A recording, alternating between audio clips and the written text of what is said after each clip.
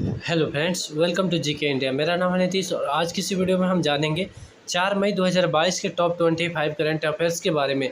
जैसा कि आप यहां स्क्रीन पर देख पा रहे हैं, हाल ही में किसने सेमीकॉन इंडिया सम्मेलन 2022 का बेंगलुरु में शुभारंभ किया है। अर्थात सेमीकॉन इंडिया सम्मेलन 2022 का बेंगलुरु में किसने उद्घाटन किया है, यहाँ पे कहने का मतलब है। नेक्स्ट क्वेश्चन आता है यहाँ पे, किस टीम ने 7वीं बार संतोष ट्रॉफी फुटबॉल प्रतियोगिता का खिताब जीत लिया है। ये भी मोस्ट इंपॉर्टेंट है, ठीक है। तो ये सारे क्वेश्चन के जवाब जानेंगे हम इस वीडियो में, लेकिन सबसे पहले चलते हैं स्टेप बाय स्टेप बढ़ते हुए और तब जानेंगे इस क्वेश्चन का आंसर। क्वेश्चन नंबर 1 आता है, हाल ही में किसने सेमीकॉन इंडिया सम्मेलन 2022 का बेंगलुरु में शुभारंभ किया है। सबसे पहले जान लीजिए सेमीकॉन इंडिया क्या है। बेसिकली सेमीकॉन इंडिया यह एक चिप से संबंधित, यानी मोबाइल में आप लोग जो देखते हैं या एटीएम पर जो चिप जो बना रहता है थोड़ा सा, ये चिप्स के बारे में नहीं कह रहे हैं। जो चिप्स आप लोग खाते हैं उसके बारे में नहीं है। जो चिप बना रहता है मेमोरी पे भी रहता है, ठीक है। सिम पर भी रहता है, मोबाइल में भी रहता है, हर जगह चिप्स जो बनता है ना, तो इसमें बहुत बड़ी बाधा आ रही थी अंतर्राष्ट्रीय। जैसे जिससे क्या होता है, मोबाइल से लेकर सभी इलेक्ट्रॉनिक गैजेट का दाम बढ़ गया था। और इस वजह से भारत सरकार ने निपटने के लिए क्या किया है, सेमीकॉन अर्थात सेमीकॉन इंडस्ट्री के अंतर्गत आता है। तो चिप्स के मतलब चिप की समस्या से निपटने के लिए भारत में ही फैक्ट्री के लिए मतलब फैक्ट्री स्थापित करने के लिए बहुत बड़ी बड़ी इन्वेस्टमेंट की जा रही है। जैसे बेंगलुरु में अभी 29,800 का वहाँ पे निवेश किया गया है, ठीक है। तो यहाँ पे सेमीकॉन इंडिया सम्मेलन इसीलिए बेंगलुरु में किया गया है। उसका शुभारंभ किसने किया था, यहाँ पे प्रधानमंत्री नरेंद्र मोदी ने इसका शुभारंभ किया था। नेक्स्ट क्वेश्चन आता है, हाल ही में भारतीय सेना के सह प्रमुख किसे बनाया गया है। सह प्रमुख का मतलब समझ लीजिए, यानी उप प्रमुख किसे बनाया गया है। भारतीय सेना के थल सेना का जो प्रमुख बनाया गया है उसके फिर उनके साथ उप प्रमुख किसे बनाया गया है, ठीक है। तो यहाँ पे उप प्रमुख हो जाएंगे बीएस राजू। बीएस राजू को थल सेना का उप प्रमुख बनाया गया, जिसे सह प्रमुख भी कहा जाता है। नेक्स्ट क्वेश्चन आता है, हाल ही में कौन सा बैंक अकाउंट एग्रीगेटर फ्रेमवर्क पर लाइव होने वाला पहला सार्वजनिक बैंक बना। अब सार्वजनिक का मतलब सरकारी बैंक हो गया, ठीक है। और निजी आएगा ना तो वह प्राइवेट बैंक हो जाएगा। अर्थात निजी का मतलब हो गया प्राइवेट बैंक और सार्वजनिक का मतलब हो गया सरकारी बैंक। तो यहाँ पे अकाउंट एग्रीगेटर फ्रेमवर्क पर लाइव होने वाला पहला सार्वजनिक बैंक कौन बन गया, अर्थात सरकारी बैंक। तो यहाँ पे हो जाएगा union bank of India. Union bank यहाँ पे अकाउंट एग्रीगेटर फ्रेमवर्क पर लाइव होने वाला पहला सार्वजनिक बैंक बन गया है। नेक्स्ट क्वेश्चन आता है, विश्व टूना दिवस कब मनाया गया है, ठीक है। यहाँ पे जैसा देख रहे हैं तो विश्व टूना दिवस यहाँ पे ऑप्शन नंबर ए होगा, 2 मई को मनाया गया है। नेक्स्ट क्वेश्चन आता है, विश्व हास्य दिवस प्रत्येक वर्ष मई महीने के किस रविवार को मनाया जाता है। विश्व हास्य दिवस, हास्य मतलब हंसी का जो सम्मेलन होता है ना, हास्य मतलब हंसना एक व्यायाम ही है, ठीक है। तो इस पर अंतर्राष्ट्रीय दिवस मनाया जाता है। तो प्रत्येक वर्ष मई महीने के प्रथम रविवार को अर्थात पहले रविवार को ऑप्शन नंबर ए होगा। विश्व हास्य दिवस प्रत्येक वर्ष मई महीने के पहले रविवार को मनाया जाता है। और वो रविवार अगर 1 तारीख को है तो 1 तारीख को मनाया जाएगा, और 6 तारीख को है तो 6 तारीख को मनाया जाएगा, ठीक है। यहाँ पे ये नहीं कि दिवस जो इंग्लिश होता है ना उससे नहीं है, यहाँ पे प्रत्येक वर्ष का मई महीने के प्रथम रविवार को मनाया जाता है। नेक्स्ट क्वेश्चन आता है, भारतीय सेना के रेड सील डिवीज़न ने किस सुपर 50 के लिए MOU पर हस्ताक्षर किए हैं, ठीक है। यानी किस डिवीज़न के, यहाँ पे रेड सील डिवीज़न ने किस सुपर 50 के लिए, यानी यहाँ पे राज्यों से संबंधित आ रहा है। यहाँ पे मणिपुर सुपर 50 के लिए MOU पर हस्ताक्षर किया है। नेक्स्ट क्वेश्चन आता है, एक रिपोर्ट के अनुसार 2021 में दुनिया का 40% डिजिटल पेमेंट किस देश में हुआ है। अब यह रिपोर्ट किसका है, तो अभी हाल ही में PM मोदी जो जर्मनी की यात्रा पर है वहीं पे उन्होंने बोला था, मतलब अपने भाषण में बोला कि दुनिया का 40% जो डिजिटल पेमेंट 2021 में हुआ है उसका 40% सिर्फ भारत में हुआ है, ठीक है। तो यहाँ पे एक बहुत ही महत्वपूर्ण डाटा हो जाता है। तो यहाँ ऑप्शन नंबर सी हो जाएगा भारत, यानी दुनिया में जितना भी डिजिटल पेमेंट हुआ 2021 में उसका 40% अकेला भारत में पेमेंट हुआ, ठीक है। नेक्स्ट क्वेश्चन आता है, मार्च में दुनिया का दूसरा सबसे व्यस्त हवाई अड्डा कौन सा रहा, ठीक है। अर्थात मार्च में दुनिया का सबसे व्यस्त हवाई अड्डा, तो मैं आप लोग को पहले बता दूं, 1 नंबर पर अमेरिका का एक अंतर्राष्ट्रीय हवाई अड्डा है जो यहाँ पे मतलब दुनिया का सबसे व्यस्त हवाई अड्डा रहा। और दुनिया का दूसरा सबसे व्यस्त हवाई अड्डा तो यह भारत का दिल्ली का इंदिरा गांधी एयरपोर्ट जानते हैं ना, जिसे इंदिरा IGI कह रहा है ना, तो आई का मतलब हो गया इंदिरा, जी का मतलब गांधी, और आई का मतलब इंटरनेशनल। इंदिरा गांधी अंतर्राष्ट्रीय एयरपोर्ट जो है ना, वही मतलब दुनिया का दूसरा, मार्च महीने में दुनिया का दूसरा सबसे व्यस्त हवाई अड्डा रहा। नेक्स्ट क्वेश्चन आता है, हाल ही में किसने नया राजनीतिक दल बनाने का ऐलान किया है, अर्थात नई राजनीतिक पार्टी शुरू करने की घोषणा किया है। ऑप्शन आता है कुमार विश्वास, आजम खान, प्रशांत किशोर, सोनू सूद। तो यहाँ ऑप्शन नंबर सी हो जाएगा प्रशांत किशोर, जो देश के एक प्रमुख चर्चित चुनावी रणनीतिकार हैं, ठीक है। और यही अब घोषणा की है कि अब ये राजनीतिक पार्टी बनाएंगे और चुनाव लड़ेंगे। सबसे पहले बिहार से वो अपना शुरुआत करेंगे। नेक्स्ट क्वेश्चन आता है, हाल ही में किस देश ने आने वाले वर्षों में जलवायु कार्रवाई लक्ष्य के तहत सहयोग के लिए भारत को 80,615 करोड़ रुपये देने का ऐलान किया है। अर्थात जलवायु परिवर्तन से संबंधित कार्रवाई है ना, यानी जलवायु परिवर्तन से निपटने के लिए जो टारगेट दिया जा रहा है, तो उसको जल्दी से जल्दी पूरा करने के लिए किस देश ने भारत को 10 अरब यूरो, ठीक है, 10 अरब यूरो देने का ऐलान किया है। और 10 अरब यूरो का मतलब हो गया 80,615 करोड़, ठीक है। तो यहाँ पे किसने देने का, आने वाले कुछ वर्षों में ये पूरा रुपया देंगे। तो यहाँ पे अभी प्रधानमंत्री मोदी जो जर्मनी की यात्रा पर थे, वहीं पे जर्मनी के चांसलर ने यह ऐलान किया है। ऑप्शन नंबर ए हो जाएगा। नेक्स्ट क्वेश्चन आता है, हाल ही में गेमिंग मार्केट में दुनिया का नंबर 1 देश कौन सा बन गया है। अब गेमिंग मार्केट में क्या है, यहाँ पे बहुत ज़्यादा डाउनलोड हो रहा है और बहुत सारे लोग गेम खेल रहे हैं, ठीक है। खास तौर से युवा वर्ग जो लोग 20 साल से नीचे हैं, ये लोग ज़्यादा खेलते हैं, ठीक है। अब यहाँ पे गेमिंग के क्षेत्र में दुनिया का सबसे नंबर 1 मार्केट कौन सा बन गया है। अब गेमिंग का मतलब ये समझ लीजिए, जो आप लोग पबजी खेलते हैं, फ्री फायर, कौन कौन सा गेम खेलते हैं वो लोग आप जानते हैं, ठीक है। जो खेलते हैं वो लोग जानते हैं। तो ये सब जो गेम है ना, तो इसी गेमिंग इंडस्ट्री के बारे में, जैसे ड्रीम इलेवन हो गया, चाहे और अदर भी गेम जितना भी है सबके, तो यहाँ गेमिंग इंडस्ट्री में मतलब गेमिंग मार्केट में दुनिया का नंबर 1 देश कौन सा बन गया है। तो पहले तो दूसरा देश का डेटा था, लेकिन अब यहाँ पे भारत का स्थान आ चुका है, अर्थात यहाँ पे दुनिया में नंबर 1 है। अब यहाँ पे समझिए सीधा सीधी, दुनिया में सबसे अधिक पॉपुलेशन कहाँ पे है, चीन और भारत में, ठीक है। तो बहुत सारे चीन में क्या है कि बहुत सारे तरह के प्रतिबंध है, ठीक है। इस वजह से वहाँ बहुत सारा क्षेत्र मतलब ग्रोथ नहीं कर पाता है। लेकिन भारत में पूरी तरह से लोकतांत्रिक देश है, यहाँ पे सब कुछ हो जाता है। इस वजह से यहाँ पे नंबर 1 में भारत आ जाता है, लगभग बहुत सारे क्षेत्रों में नंबर 1 पर आ जाता है। और उसके बाद में जितना भी देश है, वहाँ पे किसी भी देश में 100 करोड़ से ज़्यादा जनसंख्या नहीं है। ज़्यादातर 3 नंबर पे जो जनसंख्या में आता है वो अमेरिका आता है, उसका भी जनसंख्या 50 करोड़ से नीचे है।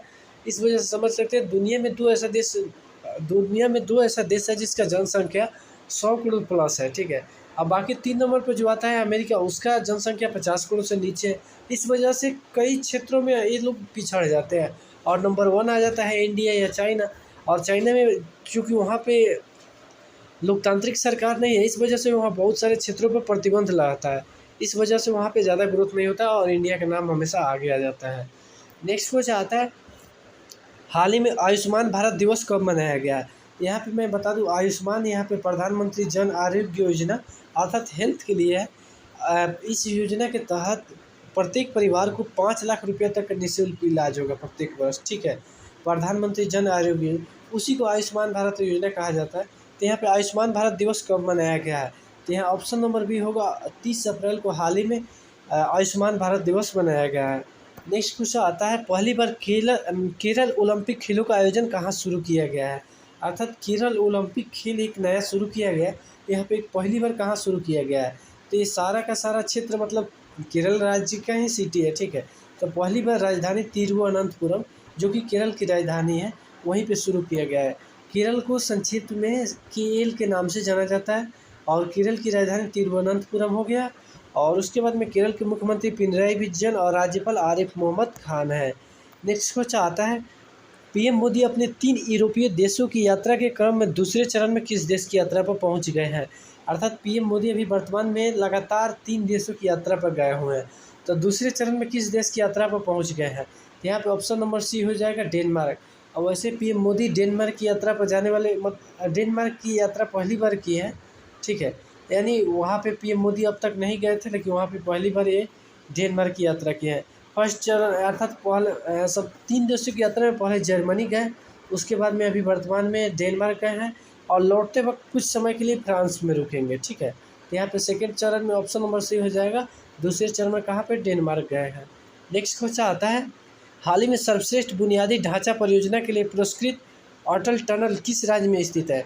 अभी हाल ही में सर्वश्रेष्ठ बुनियादी ढांचा परियोजना का अभी पुरस्कार वितरण किया गया था, जिसमें सर्वश्रेष्ठ बुनियादी ढांचा परियोजना का पुरस्कार अटल टनल को मिला गया था।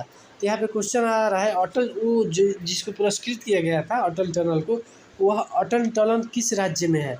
तो ऑप्शन नंबर सी हो जाएगा हिमाचल प्रदेश। हिमाचल को संक्षिप्त में एचपी कहा जाता है और हिमाचल की राजधानी कहाँ पे? शिमला है, ठीक है। और हिमाचल के मुख्यमंत्री जयराम ठाकुर है। नेक्स्ट क्वेश्चन आता है, उस जर्मन चांसलर का नाम क्या है जिसे पीएम मोदी ने अपनी यात्रा के दौरान मुलाकात की है? अर्थात यहाँ पे समझ सीधा क्वेश्चन समझ ले, जर्मनी के चांसलर का नाम क्या है, ठीक है। वहाँ पे दो चांसलर नहीं होते, चांसलर एक ही होता है। वहाँ पे प्रधानमंत्री की जगह चांसलर बोला जाता है जर्मनी में, ठीक है। तो यहाँ पे कन्फ्यूजन नहीं होना चाहिए। जर्मनी में प्रधानमंत्री को चांसलर बोला जाता है, जबकि वहीं पे म्यांमार की बात करें तो वहाँ पे काउंसलर बोला जाता है, ठीक है। प्रधानमंत्री को ही वहाँ पे काउंसलर बोला जाता है। ये अलग अलग पद होता है, ठीक है। तो यहाँ पे कौन सा हो जाएगा? तो किससे वहाँ पे अभी वर्तमान में जर्मनी के चांसलर कौन है जिससे पीएम मोदी ने अभी अपनी यात्रा के दौरान मुलाकात की? तो यहाँ पे ओलाफ शोल्ज हो जाएगा। बहुत कोई कहेंगे एंजेला मर्केल, लेकिन मैं आप लोग को बता दूँ, एंजेला मर्केल लगातार चार कार्यकाल पूरा करने के बाद उन्होंने फिर से अब उनका मतलब उन्होंने अपनी राजनीतिक पारी समाप्त कर लिया। तो इस वजह से लगभग 6 माह से यहाँ पे ओलाफ शोल्ज यहाँ पे वहाँ पे जर्मनी के चांसलर है। अब एंजेला मर्केल नहीं बनने वाली है। नेक्स्ट क्वेश्चन आता है, हाल ही में छठे भारत जर्मनी अंतर सरकारी परामर्श वार्ता कहाँ आयोजित की गई? छठे भारत जर्मनी अंतर सरकारी परामर्श वार्ता। अब आप लोग समझ गए होंगे कि मैंने अभी हाल ही में पीएम मोदी की यात्रा से संबंधित बात बताया है, तो यह कहाँ पे होगा, ठीक है। तो अभी जर्मनी की राजधानी बर्लिन में अभी छठे भारत जर्मनी अंतर सरकारी परामर्श वार्ता आयोजित हुआ, क्योंकि अभी पीएम मोदी वहाँ की यात्रा पर थे, उसी वक्त यहाँ वार्ता आयोजित किया गया। नेक्स्ट क्वेश्चन आता है, प्रसिद्ध निर्देशक सत्यजीत रे, अर्थात यह फिल्म निर्देशक थे सत्यजीत रे, ठीक है। सत्यजीत रे, यहाँ पे नाम इनका रे ही था कि 100वीं जयंती पर, अर्थात उनके जो जन्म हुआ था उनकी 100वीं जयंती पर 3 दिवसीय सत्यजीत रे फिल्म महोत्सव का आयोजन कहाँ शुरू किया गया है? यानी 3 दिवसीय सत्यजीत रे फिल्म महोत्सव का आयोजन कहाँ पे शुरू हुआ है? तो ऑप्शन नंबर ए हो जाएगा मुंबई। मुंबई कहाँ है? तो यह महाराष्ट्र की राजधानी है, ठीक है, जिसे महाराष्ट्र को संक्षिप्त में एमएच कहा जाता है, और महाराष्ट्र की राजधानी मुंबई है। मुख्यमंत्री उद्धव ठाकरे और राज्यपाल भगत सिंह कोश्यारी है। नेक्स्ट क्वेश्चन आता है, किस टीम ने पश्चिम बंगाल को 5-4 से हराकर 7वीं बार संतोष ट्रॉफी फुटबॉल प्रतियोगिता का खिताब जीत लिया है? अर्थात किस टीम ने पश्चिम बंगाल को 5-4 से, अर्थात 1 पॉइंट के अंतर से यहाँ पे हरा कर 7वीं बार संतोष ट्रॉफी फुटबॉल खिताब का, यानी संतोष ट्रॉफी फुटबॉल जो होता है ना, यहाँ पे क्वेश्चन ये भी बनेगा, बहुत ज़्यादा महत्वपूर्ण होता है। संतोष ट्रॉफी का संबंध किस खेल से है? क्रिकेट, फुटबॉल, टेबल टेनिस या बैडमिंटन, अलग अलग। तो यहाँ पे ध्यान दीजिएगा, फुटबॉल से है। सत्यजीत ट्रॉफी फुटबॉल का संबंध किससे? ये भी क्वेश्चन आएगा, और यही क्वेश्चन को ज़्यादातर लोग कहेंगे कि करंट अफेयर्स नहीं है, लेकिन यहाँ पे समझने का प्रयास कीजिए, यही सब करंट अफेयर्स यहीं से निकलता है। लेकिन यहाँ पे एक और क्वेश्चन बन रहा है, पश्चिम बंगाल, यहाँ पे भी उप विजेता कौन हुआ? पश्चिम बंगाल। विजेता कौन हुआ? तो यहाँ पे हो जाएगा Kerala Blaster, option number C. अर्थात केरला ब्लास्टर ने पश्चिम बंगाल को हराकर पश्चिम बंगाल को 5-4 से हराकर संतोष ट्रॉफी फुटबॉल का खिताब इस बार जीत लिया है, यानी उनका 7वीं बार खिताब हो जाएगा केरला ब्लास्टर का। नेक्स्ट क्वेश्चन आता है, हाल ही में किसने भगवान महावीर सुपर स्पेशलिटी हॉस्पिटल अर्थात अस्पताल की आधारशिला रखी है? ठीक है, तो यहाँ दिल्ली में आधारशिला रखा है, भगवान महावीर सुपर स्पेशलिटी हॉस्पिटल की आधारशिला रखी है। तो यहाँ ऑप्शन नंबर सी हो जाएगा, राष्ट्रपति रामनाथ कोविंद ने आज ही वहाँ पे भगवान महावीर सुपर स्पेशलिटी हॉस्पिटल की आधारशिला रखे हैं। नेक्स्ट क्वेश्चन आता है, केरल का एकमात्र जिला कौन सा है जिसे नीति आयोग ने आकांक्षी जिलों की सूची में शामिल किया है? तो यहाँ पे केरल की एकमात्र जिला का नाम पूछा गया है, जो कौन है जिसे नीति आयोग, अर्थात यहाँ पे योजना आयोग के स्थान पर वर्तमान में नीति आयोग है, तो नीति आयोग ने आकांक्षी जिलों की सूची में शामिल किया है। तो ऑप्शन नंबर सी हो जाएगा वायनाड, ठीक है। वायनाड का संबंध और भी कारणों से फेमस है। आप लोगों को पता है कि लोकसभा में विपक्ष के यानी कांग्रेस के पूर्व अध्यक्ष राहुल गांधी वायनाड से ही लोकसभा सांसद है, ठीक है। पहले अमेठी से हुआ करते थे, लेकिन उन्होंने अमेठी से वे चुनाव हार गए और वहाँ पे स्मृति ईरानी ने उन्हें चुनाव हार दिया, और उसके बाद उसी समय में इन्होंने वायनाड से चुनाव लड़ा था, जो कि केरल में है, और उसके बाद वहाँ से सांसद है वर्तमान में। नेक्स्ट क्वेश्चन आता है, इन्विक्टस गेम्स 2022 की मेज़बानी कौन देश करेगा? अर्थात यहाँ पे इन्विक्टस गेम्स जो 2022 जो कहा जा रहा है ना, इसकी मेज़बानी किस देश को सौंपा गया है? तो यहाँ पे ऑप्शन नंबर ए हो जाएगा नीदरलैंड, ठीक है, जिसकी राजधानी एम्स्टर्डम होता है। यह एक यूरोपीय देश है, ठीक है। अभी वर्तमान में जो पीएम डेनमार्क की यात्रा पर गया उसके बगल में पड़ोसी देश है, फ्रांस का भी पड़ोसी देश है। नेक्स्ट क्वेश्चन आता है, हाल ही में विंबलडन ने रूस और किस देश के खिलाड़ियों के 2022 के एडिशन में हिस्सा लेने पर प्रतिबंध लगा दिया है? अर्थात विंबलडन एक खेल है, तो यहाँ पे विंबलडन जो खेल के बारे में कहा जा रहा है, इसने रूस और किस देश के खिलाड़ियों के मतलब 2022 के खेलों में प्रतिबंध मतलब खेलने पर प्रतिबंध लगा दिया है। तो ऑप्शन नंबर बी होगा बेलारूस। अब यहाँ पे क्यों प्रतिबंध लगाया गया? क्योंकि रूस ने यूक्रेन पर हमला किया है, ठीक है। तो यहाँ पे रूस ने यूक्रेन पर हमला किया तो रूस के खिलाड़ियों पर तो प्रतिबंध लगाया, लेकिन बेलारूस ने नहीं किया है। लेकिन यहाँ पे क्या हुआ है, बेलारूस जो रूस का पड़ोसी देश है ना, तो बेलारूस के राष्ट्रपति ने यहाँ पे रूस के पक्ष में समर्थन दिया है और उसको सहायता भी कर रहा है। इस वजह से यहाँ पे अंतर्राष्ट्रीय स्तर पर इन दोनों देशों की आलोचना की जा रही है। उसके बाद में यहाँ पे प्रतिबंध लगा दिया जाएगा। अर्थात बेलारूस की राजधानी कहाँ है? मिन्स्क इसका राजधानी है। इन दोनों देशों के खिलाफ इस पर और सारे भी क्षेत्रों में प्रतिबंध लगाया गया है, रूस और बेलारूस पर। नेक्स्ट क्वेश्चन आता है, हाल ही में भारत शिक्षा शिखर सम्मेलन 2022 की अध्यक्षता किसने की? यह इंपॉर्टेंट क्वेश्चन है, ठीक है। भारत शिक्षा शिखर सम्मेलन 2022 की अध्यक्षता किसने की? तो यहाँ पे आप लोगों को पता होगा कि भारत में शिक्षा मंत्री अभी वर्तमान में कौन है, उन्होंने ही इस सम्मेलन की अध्यक्षता की। अर्थात ऑप्शन नंबर ए हो जाएगा धर्मेंद्र प्रधान। धर्मेंद्र प्रधान ने ही अभी जो कि वर्तमान में शिक्षा मंत्री, उन्होंने ही भारत शिक्षा शिखर सम्मेलन 2022 की अध्यक्षता की है। नेक्स्ट क्वेश्चन आता है, हाल ही में भारतीय वायुसेना ने सुखोई लड़ाकू विमान से किस मिसाइल का सफल परीक्षण किया है? ठीक है, अर्थात भारतीय वायुसेना सुखोई लड़ाकू विमान से, देखिए विमान से अब वहाँ से मिसाइल परीक्षण किया जा रहा है, अर्थात हवा से मिसाइल परीक्षण किया जा रहा है। भारतीय वायुसेना ने किया तो यहाँ पे किस मिसाइल का परीक्षण किया है? तो ऑप्शन नंबर सी हो जाएगा, ब्रह्मोस मिसाइल से अभी हाल ही में भारतीय वायुसेना ने सुखोई लड़ाकू विमान से ब्रह्मोस मिसाइल का सफल परीक्षण किया है। ब्रह्मोस मिसाइल किन देशों के सहयोग से बना है? तो यह भारत और रूस के सहयोग से बना है। और यहाँ पे समझिए ब्रह्मोस नाम क्यों पड़ा? तो ब्रह्मपुत्र, भारत का ब्रह्मपुत्र नदी और रूस का मुस्कावा नदी एक है, ठीक है। दोनों का नामों को मिलाकर यहाँ ब्रह्मोस बनाया गया है। ऑप्शन नंबर सी हो जाएगा। और अब मैं आप लोगों को बता दूं, इन सारे क्वेश्चन के आंसर मैंने यहाँ पे दे दिया है। आप चाहे तो इसको स्क्रीनशॉट करके या आप नोट कर सकते हैं, ठीक है। या आपको इसका पीडीएफ चाहिए तो आप टेलीग्राम लिंक से जुड़कर वहाँ से पीडीएफ प्राप्त कर सकते हैं। और ऐसे ही वीडियो देखने के लिए प्लीज़ चैनल को सब्सक्राइब कीजिए, लाइक कीजिए, शेयर करना बिल्कुल ना भूलें।